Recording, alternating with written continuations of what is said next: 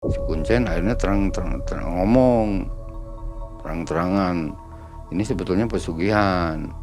Terus saya tanya, "Pesugihan apa?" "Pesugihan pengelarisan." "Ini pakai tumbal nggak?" "Itu nggak pakai tumbal, kecuali diri sendiri." Saya berpikir, katanya, "Saya mati di sini, matilah, nggak ada urusan," katanya. Karena saya bulat, saya pengen punya keinginan untuk usaha maju. Bu Ani bilang, akhirnya datang yang memakai pakaian zaman dulu, katanya, zaman kerajaan. Dia nggak banyak bilang, cuman bilang gini katanya, "Sudah nak, kamu sudah berhasil, tinggal tunggu kuncen," katanya gitu. Hilang aja dari situ. Pas sahabat kebetulan bertemu dengan si penghubung dulu yang menyewa mobil. Mbak tanya, "Bu Ani gimana kondisinya?" Dulu kan pernah diantar ke sana. "Wah," katanya, grosirnya grosir besar. Grosir besar terus maju. Ini apa, punya mobil bagus. Jadi penasaran ya. Begitu sampai rumah si ibu, itu grosirnya jadi ramai. Jadi pembeli non-stop itu terus.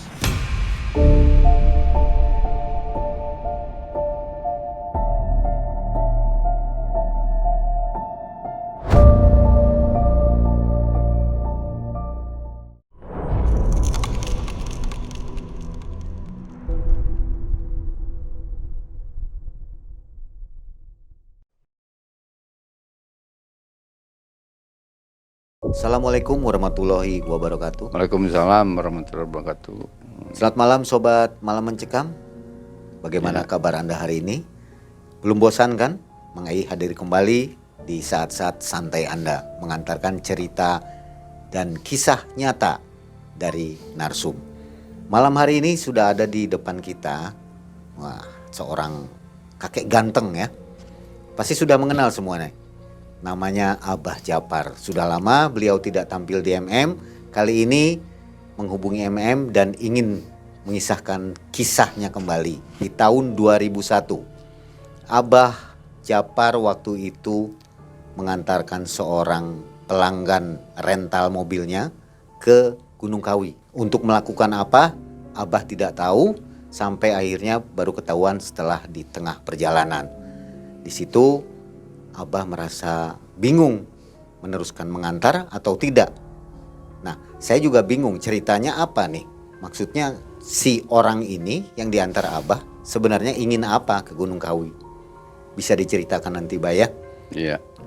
Abah, bagaimana sehat, Bah? Alhamdulillah sehat.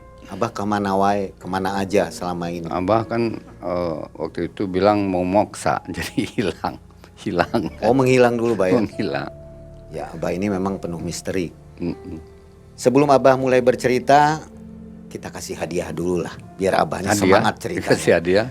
Hadiah, Bah. Wah, hebat. Nah, ini hadiahnya, Bah, buat Abah. Apa? Aduh, kaos ini ya? Kaos, Bah. Boleh dibuka? Boleh, Bah. Apa, Bah, bacaannya, Bah? Malam Mencekam, MM. Di belakangnya, Bah?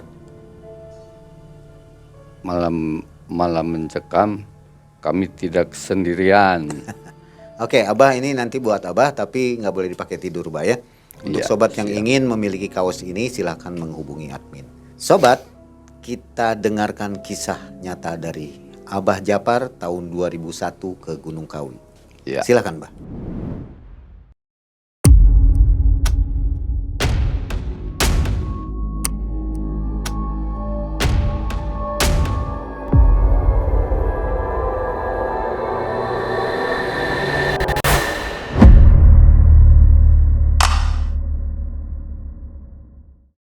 Jadi pada waktu itu ada teman yang datang ke rumah mau menyewa mobil. Dulu Abah kan ada mobil yang untuk disewakan. Berikut Abah juga yang nyupirnya gitu. Rental ya, Bah? Ya rental lah kalau sekarang dibilangnya. Nah, orang itu bilang ada seorang ibu-ibu yang mau pergi ke Jawa Timur. Si ibu itu kita sebut aja lah namanya Ibu Ani itulah. nama samaran ya.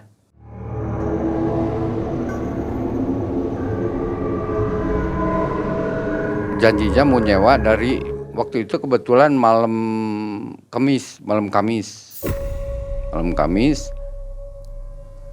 Kita katanya berangkat malam dari Bandung katanya. Si ibu itu mau berangkat malam. Oke, saya bilang, nah, si penghubung pulang saya siapkan itu mau kendaraannya disiapkan segala macamnya karena ini perjalanan jauh.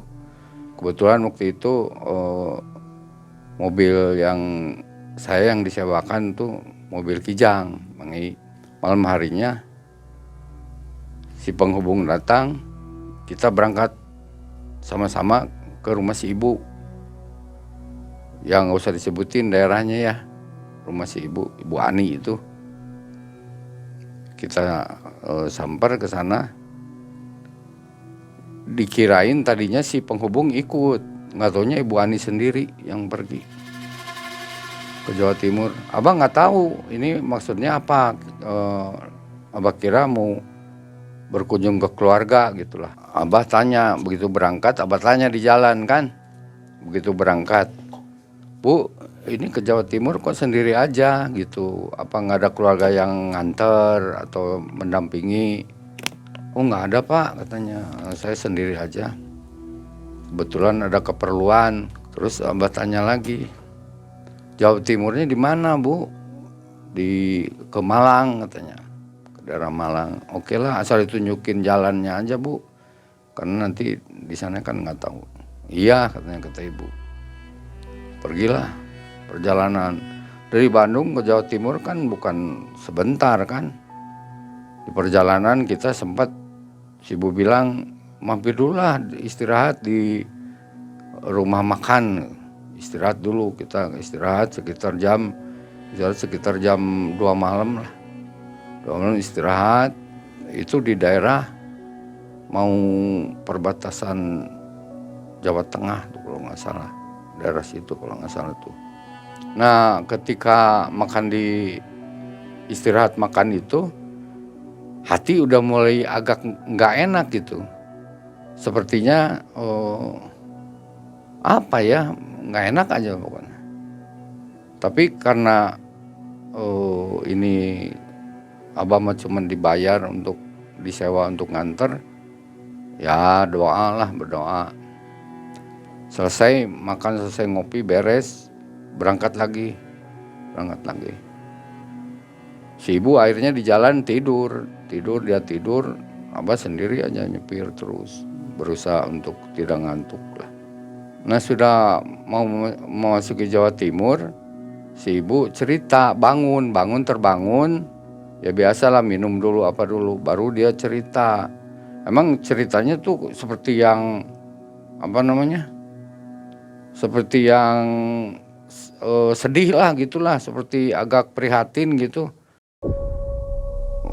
Sebetulnya Abah nggak nanya gimana, si ibu tiba-tiba cerita. Jadi kehidupannya tuh janda, si ibu tuh ternyata sudah janda. Jadi dia membesarkan anak-anaknya, dia ternyata berjualan toko sembako, semacam semi grosir lah.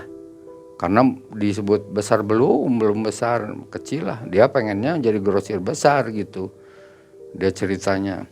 Lama-lama terus sudah mendekati daerah Malang. Udah itu kan udah siang kan, udah siang hari. Si ibu baru cerita lah bahwa tujuannya itu ke Gunung Kawi. Abah masih nggak ngeh nih, ke Gunung Kawi ngapain? Nih ibu mau ngapain nih? Mungkin aja ke saudaranya kan, cuman pikiran kan kalau Gunung Kawi itu terkenalnya kan tempat pesugihan. Makanya rada deg-degan juga. Ceritanya malam hari sampailah di tempat tujuan. Ternyata benar, si ibu tuh mau pesugihan. mau ritual. Dia udah dikasih, ada yang ngasih tahu harus ketemu siapa di sana, kuncennya, apa yang harus dilakukan, biaya berapa, dia si ibu sudah tahu, sudah ada yang ngasih tahu. Jadi abah cuma ngikuti aja. Ketika parkir, udah sampai ke tempat parkir, kita berjalan kaki ke atas, itu udah mulai mau maghrib tuh. Dan gangguan-gangguan di perjalanan sedang jalan kaki itu, ada yang manggil-manggil, kaget juga, serem gini. Cuman pada waktu itu kan abah sudah mulai agak bisa melihat dengan batin gitulah. Jalan kaki ke atas, sampailah ke rumah-rumah. Di situ ada satu rumah, si ibu mengetuk ke situ, memberi salam, mengetuk. Ya ternyata banyak orang yang ke sana, bukan cuman kita. Banyak, ada etnis ya tertentu lah, terus ya campur dari semua suku gitu, semua apa maksudnya etnis. Banyak. Keluarlah seorang wanita yang bertanya mau ke siapa. Si ibu tanya, Pak Anu ada, sebut aja Pak Ahmad gitulah. Ada keperluan apa? Ya ini sudah ada janjian, teman saya sudah janji saya akan datang, Bu Ani udah. Ya silakan masuklah ke dalam. Ternyata Pak Ahmad itu kuncennya itu ya namanya Pak Ahmad itu. Abah tuh sebetulnya nggak mau ikut tadinya, nggak mau tahu lah gitu. Soalnya ini kan masalah gitulah, nggak apalah. Tapi nggak sengaja kedengeran obrolan itu, obrolan biayanya berapa, beli sajennya berapa, dan nanti harus beli ini katanya beli kambing istilahnya, entah kambingnya di mana nggak tahu lah. Akhirnya abah disuruh mendampingi si ibu jadinya, karena si ibu kelihatannya butuh yang ngedamping gitu. Nah kita istirahat aja di situ, sudah diberi makan, dikasih makan. Di rumah kuncen tuh makanan tuh tersedia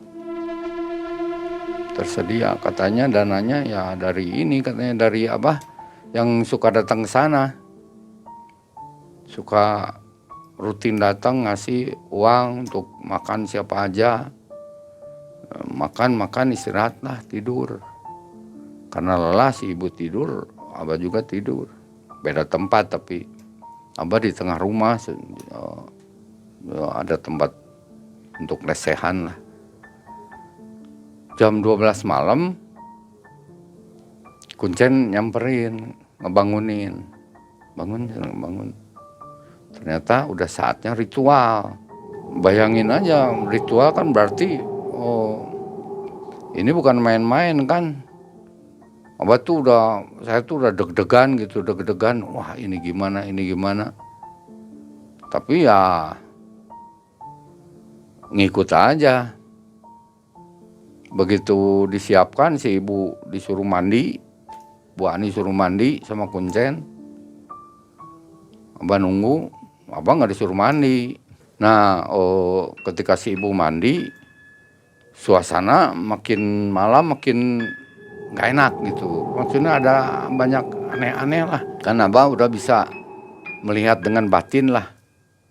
Itu mulai itu di pintu rumah kuncen tuh ada yang tinggi besar seperti sosok hitam, matanya ini coklat besar, matanya tinggi besar, ngeliatin ke dalam. Wih, abah lihat, wah,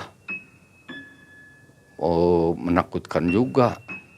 Tapi abah berpikir, aku mah nggak urusan, biarin aja gitu kan, nggak akan mungkin ganggu. Terus datang yang kecil, pakai baju putih seperti anak perempuan, di sebelah si yang besar itu, liatin aja.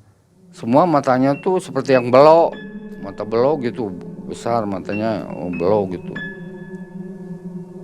Makin lama makin banyak terlihat di luar tuh, dari kaca terlihat, makin banyak gini.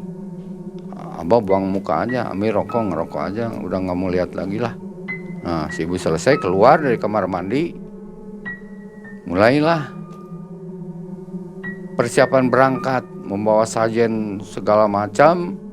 Kan si Kuncen ada asistennya yang bawa peralatannya. Abah disuruh ikut, kan kalau ikut, takutnya kesangkut lagi. Tapi kata si Kuncen, tenang aja Pak, Bapak mah nggak ada urusan. Bapak cuma ngedampingkan, nanti kan ditemenin sama asisten si Kuncen, bawa sajen, bawa peralatan, teko air dan banyak lah.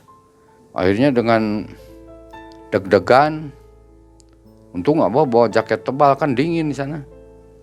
Dengan deg-degan, begitu naik ke atas, emang pemandangan bagus. Tapi di situ tempat ibadah itu bermacam-macam. Ada disediakan kelenteng, ada gereja, ada masjid, ada seperti stupa untuk Buddha gitu. Macam-macam agama, jadi maksudnya baur. Akhirnya sampailah ke sana dalam keadaan gelap gulita. Ya bawa senter kecil, nggak boleh gede-gede senternya. Nah, sampai di sana si Bu Ani sama Kuncen masuk ke dalam, bukan ke dalam ya, seperti naungan makam, tapi seperti ada naungan, jadi seperti gua gitu, seperti ini tempat khusus gitulah. Abah nunggu jauh sama asisten berdua, tapi nanti asisten dipanggil ke sana, dipanggil sama Kuncen ke sana, katanya mau motong kambing. Nah, kambingnya aja Abah lihat, kambing apa sih ini? Katanya sih kambing, tapi kambingnya nggak kelihatan sama mata. Begitu dilihat sama batin, kambing gaib kali ya. Ternyata di luar saja ada yang bentuknya seperti celeng, seperti babi hutan. Di sebelah, di belakang, sebelah kiri. Abah merapat aja ke asisten, ini nggak apa-apa. Nggak, diem aja, katanya diem aja. Nah, sekitar jam 2-an udah kelihatan sama si asisten, kelihatan stabil si ibunya kali ya. Ayo tinggalin Abah, aduh rasanya lega, turun ke rumah Kuncen lagi. Nunggulah di rumah Kuncen. Abah mah enak aja ngopi apa segala macam. Nah, terus si Kuncen kan di dalam, tapi sekitar jam 4-an subuh si Kuncen keluar, nyamperin, bangun dia tidur kayaknya, nggak tahu tidur, nggak tahu dia ritual di dalam untuk mendampingi si ibu. Ngobrol lah, Abah tanya ke Kuncennya, Pak, ini sebetulnya ritual apa? Bapak belum tahu, katanya. Ya belum, saya kan hanya mengantar. Si Kuncen akhirnya terang-terangan, ini sebetulnya pesugihan. Terus saya tanya, pesugihan apa? Pesugihan pengelarisan. Jadi si ibu itu dia punya jualan sembako katanya, supaya laris, supaya si ibu ingin jadi grosir besar.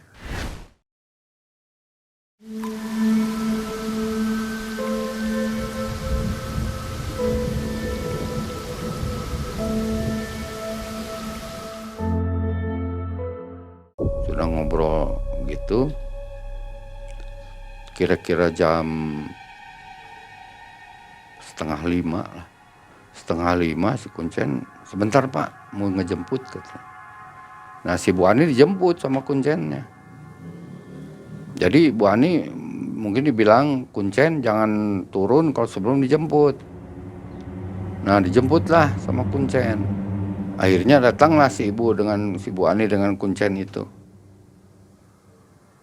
Begitu dilihat mukanya, muka lelah.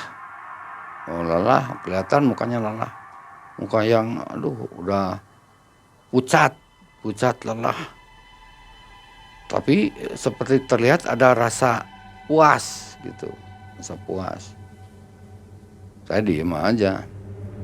Nah, akhirnya sama Kuncen, Bu Ani suruh istirahat dulu, istirahat, silakan mandi dulu, mandi, istirahat, disediakan air panas segala, digodogin air panas, mandi air panas, air hangat maksudnya.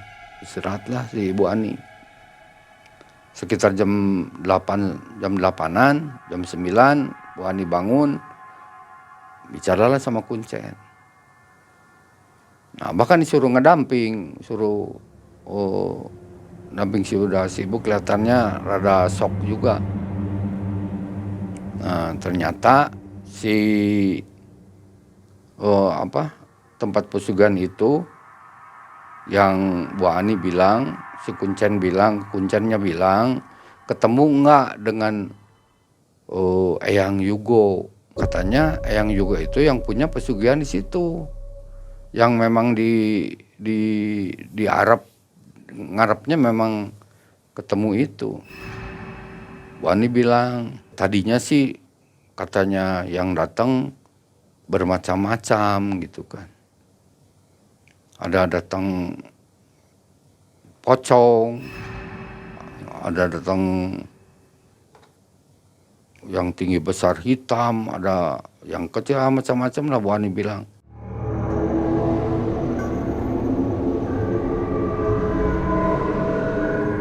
Bu Ani sebetulnya takut waktu itu. Tapi karena perasaannya bulat, Bu Ani bilang ke Kuncen, karena saya sudah tekad, saya berpikir katanya saya mati di sini, matilah, nggak ada urusan katanya. Karena saya bulat, saya pengen punya keinginan untuk usaha maju. Akhirnya semua hilang. Bu Ani bilang semua hilang. Oh iya itu biasalah, udah itu mah biasa godaannya. Jadi kita benar-benar atau enggak. Soalnya kan kalau pesugihan tuh kalau udah mau maju katanya gitu, kata Kuncennya. Bu Ani bilang akhirnya datang yang memakai pakaian zaman dulu katanya, zaman kerajaan, memperkenalkan diri. Oh itu Eyang Yugo katanya. Nah itu terakhir datang itu, dan dia nggak banyak bilang, cuman bilang gini katanya, sudah anak, kamu sudah berhasil, tinggal tunggu Kuncen katanya gitu. Hilang aja dari situ.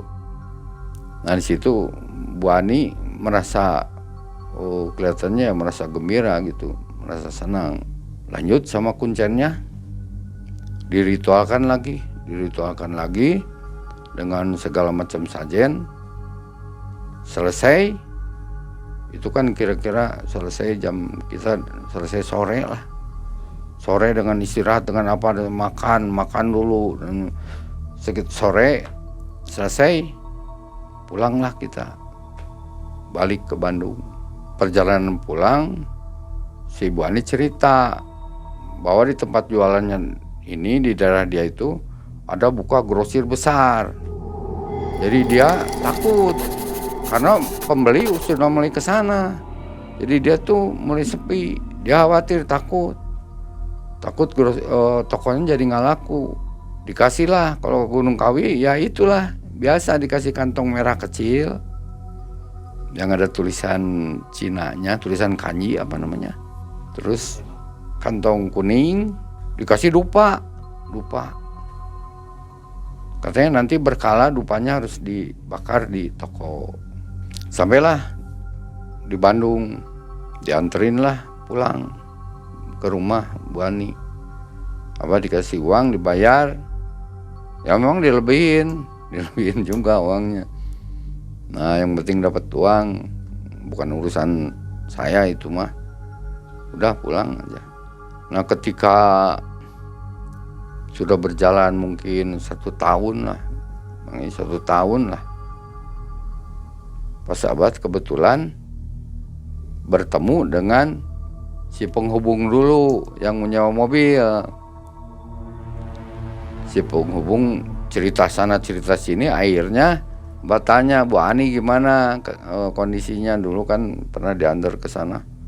Wah katanya, kalau lihat sekarang katanya, oh itu grosir besar terus maju ini apa, punya mobil bagus, anak-anaknya sekolah. Jadi penasaran ya, benar itu, benar sekarang maju. Saya juga kalau ketemu suka dikasih gratis lah, rokok apa gratis lah. Boleh dong, saya kalau abang sekali-kali ke sana, saya main ke rumah, ke grosir si ibu, pengen tahu hasilnya gimana. Ya boleh lah katanya. Suka nanyain dia, si Bu Ani suka nanyain ternyata. Nah kali waktu nih, abang lagi nggak ada order nih, lagi santai lah istilahnya, kerjaan udah beres, udah main ke rumah si Ibu Ani, ke tokonya. Ya abah pakai itu biasa, si jimat, si kijang itu.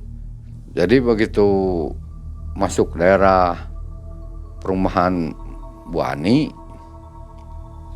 kan si grosir yang baru yang Bu Ani ceritain teh, oh begitu mau ke rumah si Bu Ani teh, dulu kan pernah tahu tuh ada grosir yang baru yang terlewati dulu.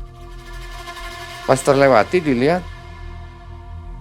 kelihatannya biasa-biasa aja gitu, nggak ramai seperti dulu. Ya kelihatannya 1-2 orang gitu, nggak. Begitu sampai rumah si ibu, itu grosirnya jadi ramai, jadi pembeli non-stop itu terus. Sampai bukannya tuh tutupnya maksudnya agak malam karena ya pembelinya dari mana-mana. Nah, saya nungguin kan sebelah grosir itu bersatu dengan rumah. Maksudnya seperti di garasi seperti gitu kan. Udah disuguhin sama pembantunya. Oh, kopi. Malahan dikasih rokok. Kata ibu ini rokok. Abah santai aja di situ. Sekitar jam 7 tutup tuh kan grosirnya. Pegawainya nutup sama si ibu, beres-beres, mungkin ngitung uang atau apa, beres. Si ibu ke dalam mungkin cuci tangan apa, barulah menemui aku, disuruh ke dalam rumah. Tadinya saya nggak mau di dalam rumah lah, abang nggak mau di dalam rumah, di luar aja. Begitu ada si ibu ya maulah ke dalam rumah. Nah kita ngobrol lah di dalam. Abah bilang kan, wah Bu Ani, wah benar Bu Ani, usahanya sekarang maju bener nih. Oh ramai gitu grosirnya. Tadi terlihat mobil Bu Ani juga baru tuh, mobil keluaran baru, mobil mahal juga tuh. Bu Ani senyum aja, senyum. Akhirnya ngobrol, apa kabar Bapak, kemana aja, nggak pernah kesini gini ya.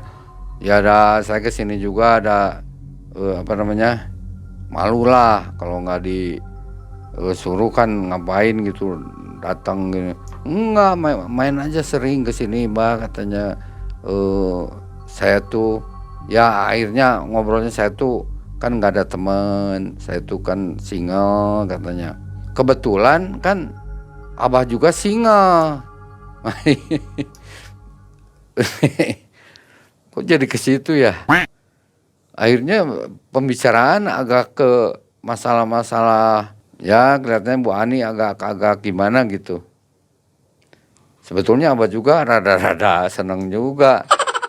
Ya maaf nih ceritanya jadi kesini.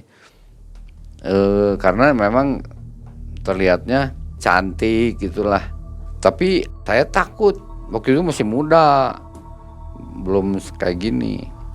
Kan Abah tahu latar belakang ininya, kemajuan atau apanya kan tahu. Itu sebetulnya kita ngobrol di ruang tamu kan. Tapi ada juga rasa apa ya. Begitu dilihat, oh ya walau alam lah, terlihat banyak makhluk-makhluk yang ya ukuran semanusia, lebih tinggi dikit lah. Ukuran segitu. Udah gitu kebelet nih Abah nih, kebelet. Bu Ani ikut ke kamar mandi lah. Oh iya boleh. Abah mau ke kamar mandi ke belakang. Tapi ditunjukin sama Bu Ani yang kamar mandi di dalam, di depan. Ya bukan di depan, maksudnya di ruangan dalam lah, bukan kamar mandi belakang. Tanda tanya juga, Bu Ani, saya kamar mandi belakang aja. Gak usah di sini aja. Biar sebetulnya kamar mandi apa namanya, yang di dalam kamar. Jadi di ya kamar pribadi, saya nggak mau, abang nggak mau gitu kan, tapi dipaksa.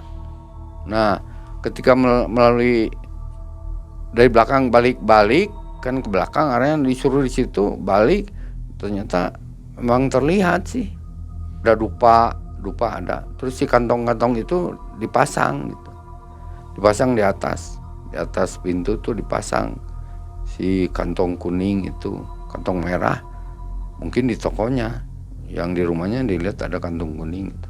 Jadi si aroma bau di rumah itu ya bau dupa begitu. Nah udah selesai ngobrol lagi, akhirnya ya ngobrolnya rada-rada terus gitulah. Ditawarin makan, kebetulan kan abah udah makan dari rumah. Nanti lain kali katanya makan di sini. Ya, insya Allah lah nanti makan di situ. Akhirnya pulang. Begitu mau pulang, itu yang namanya dikasih oleh-oleh atau apalah, bukan oleh-oleh tuh ya, dikasih di Sunda namanya di bahanan gitu ya. Diambilin mau makan model mie, rokok, kopi, kue-kue yang dibungkus gitu ya, sampai sekantong gede, pakai dus yang segitu. Bu banyak amat ini Bu, biarin katanya, biar bapak sering kesini cina. Terus bapak nggak kekurangan makanan di rumah, kan dia tahu abah juga hidup sendiri. Akhirnya bawa pulang aja ke rumah. Sebelum abah cerita di sini kan, abah kan udah ceritanya udah bisa lah metafisik gitu. Bisa inilah ceritanya, bisa terbang gitu kan. 2 hari ke belakang lah abah tuh ceritanya terbang lah ke sana, ke Gunung Kawi.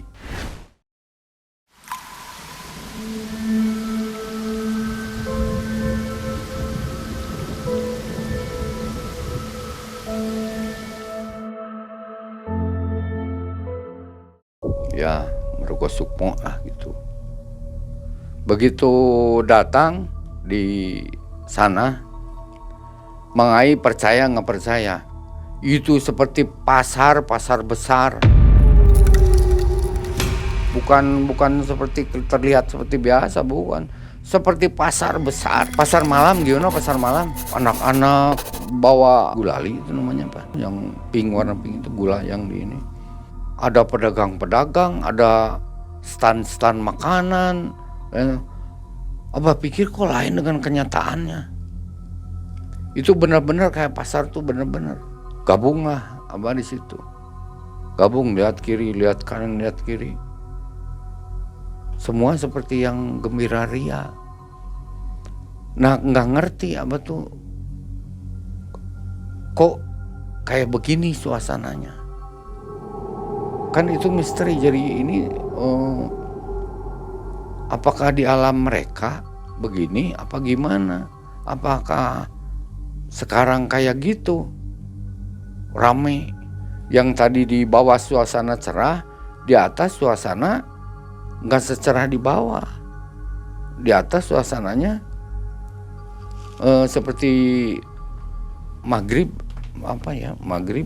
jadi malam tapi masih terlihat ada yang joget nggak berhenti, ada yang duduk ini aja seperti yang berzikir, entah apa nggak tahu. Begitu jalan, begitu lihat yang ngeri, ada yang merangkak, merayap, kan manusia tapi merayap.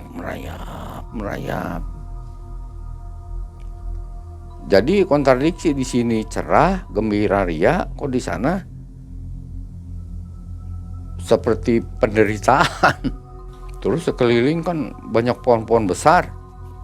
Di pohon besar itu terlihatnya banyak makhluk-makhluk. Ada yang seperti manusia diikat di situ, digantung. Ada yang semua tuh suasananya kalau di belakang itu suasananya nggak enak, nggak suasana yang tidak gembira lah. Tapi kalau di depan gembira, tapi di depan tuh yang terlihatnya anak-anak, banyak kan anak-anak yang pakai rok yang lebar, anak kecil berrok lebar, pada gembira lah. Tapi di belakang penderitaan semua. Naik lagi ke atas lagi.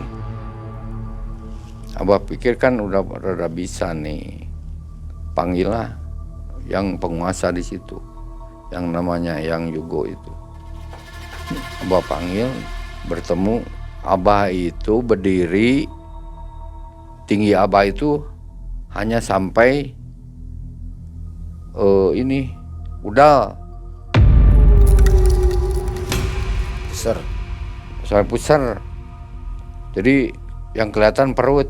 Abah sengaja nggak lihat ke atas, sengaja aja dibego-begoin, ajak ngomong aja itu pusarnya. Assalamualaikum, assalamualaikum.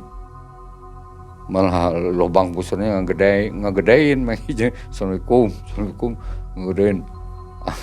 Halo, ngamak mau mukul, tapi jangan ngamak, ngobrol.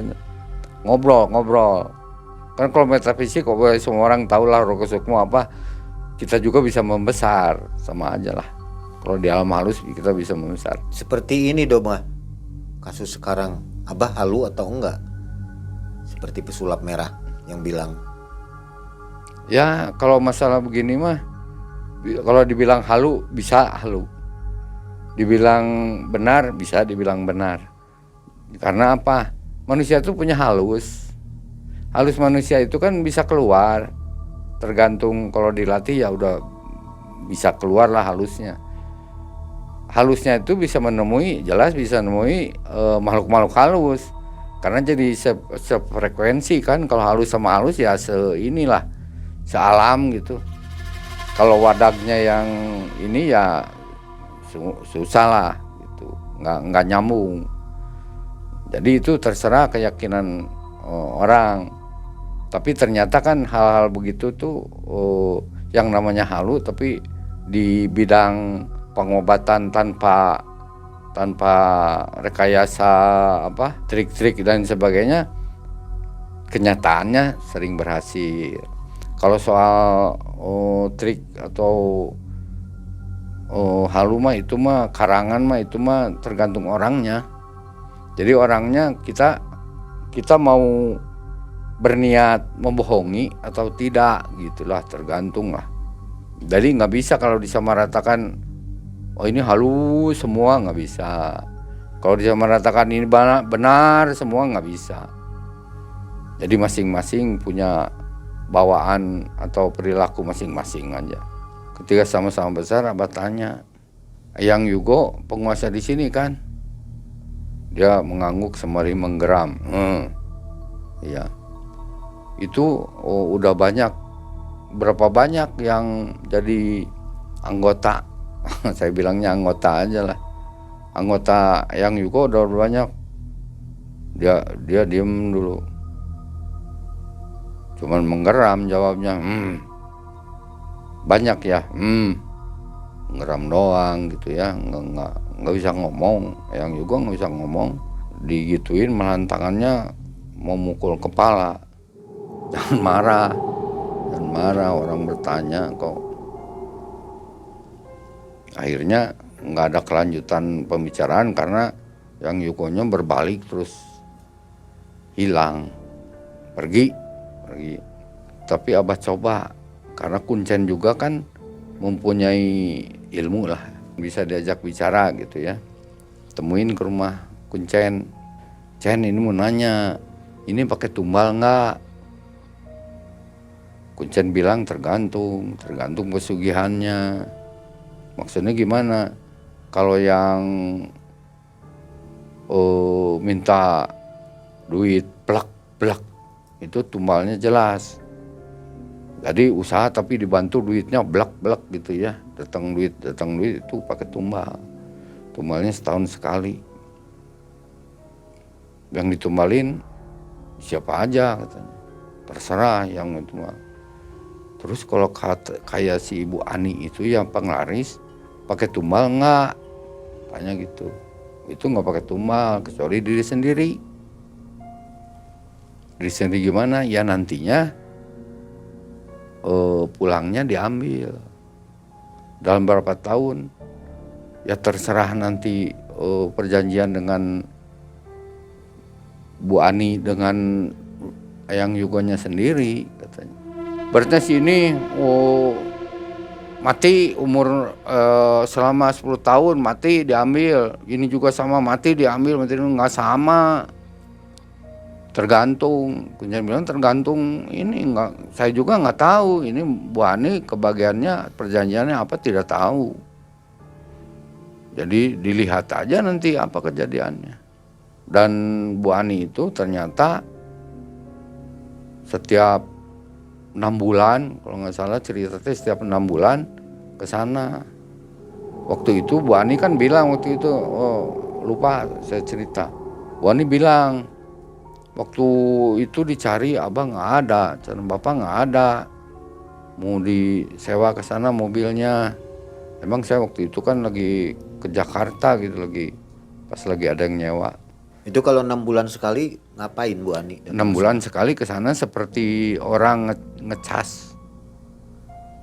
Ngasih apa itu? Kalau datang ke sana tuh bawa makanan, bawa uang, apa aja yang bisa diberikan kepada yang ingin diberikan ke sana ke Kuncen. Sudahlah, saya kan hanya pengen tahu aja gitu. Jadi yang temuin teh yang saya temuin seperti pesugihan lain itu langkah-langkah seperti langkah yang di agama dianjurkan mereka lakukan.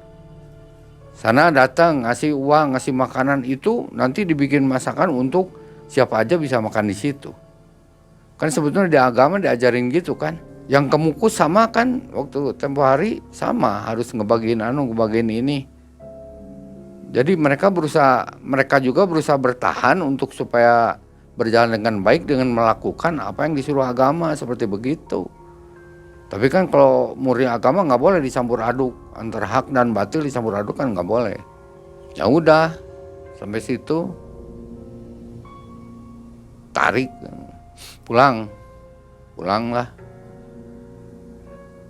barulah agak lebih paham lagi kalau pesugihan itu seperti gimana. Kelanjutan Bu Ani gimana, Pak? Sampai sekarang apa masih hidup? Apa usahanya bangkrut atau tetap bertahan? Ibu Ani sudah meninggal, sudah tidak ada kabar terakhir, sudah meninggal, tapi belum lama meninggalnya. Jadi dari tahun 2001 meninggalnya tuh tahun 2020 kalau nggak salah. Berarti lama kan? Ada keganjilan meninggalnya nggak? Mungkin ada kabar? Anak-anaknya kan udah pada beres sekolah. Kata cerita si penghubung, begitu cerita terus ditanya anak-anaknya kemana? Pada kerja bubar. Dari yang satu kerja di mana kan beres kuliahnya semua pada kerja. Ada yang jadi pengusaha tapi jadi grosir itu tutup. Udah nggak ada yang ngurus katanya, tutup. Cuman ya waktu kata si penghubung sebelum meninggal sakit dulu. Lama? Nggak tahu tuh, kayaknya lumayan lah. Tapi katanya sakitnya juga seperti yang pikun, seperti yang hilang kesadaran, seperti yang gitulah. Seperti orang yang udah terlalu tua, padahal kan umurnya nggak tua amat gitu. meninggalnya seperti orang yang udah sepuh sekali, udah seperti pikun. Jadi kalau ya begitulah. Pesan untuk orang yang ingin melakukan pesugihan apa, Bah? Ya kalau pesan serius mah nggak usah lah, nggak usah pakai pesugihan, karena jadi kalau Abah pikir mah gini, kita hidup, manusia hidup harusnya hidup dalam keadaan kekurangan atau kelebihan, ya tetap aja lah datar lah gitu. Kalau kita kekurangan ya usahakanlah sebisa-bisa kita. Kalau kita beda dengan yang lain, orang lain kok bisa kaya, kita nggak kaya, ya mungkin bagiannya segitu. Mungkin apa yang mempengaruhi, mungkin latar belakang pendidikan atau dan lain sebagainya lah. Tapi ada juga yang pendidikannya kurang kaya, mungkin dia rajinnya dalam usaha itu betul-betul giat, terus ulat berhasil gitu. Ya kembali ke diri masing-masing lah. Jangan lakukan pesugihan intinya. Ya iyalah nggak usah, karena nanti pada akhirnya walaupun bagaimanapun jadi penyesalan. Pasti nyesal, Bah. Pasti nyesal. Tidak ada pesugihan putih, pesugihan hitam. Tidak bukan? ada. Yang ada namanya pesugihan pasti jelek. Iya. Pasti akhirnya Negatif. Karena kan kalau di kita memang nggak bicara soal agama ini ya. Tapi kalau dilihat dari agama kan dilarang itu semua kan. Nah sobat, untuk Anda yang mungkin terkesima dengan kisah Abah ini, kisah nyata Abah ini, berarti sudah dibuktikan oleh Abah bahwa pesugihan itu tidak ada yang baik ujungnya. Iya.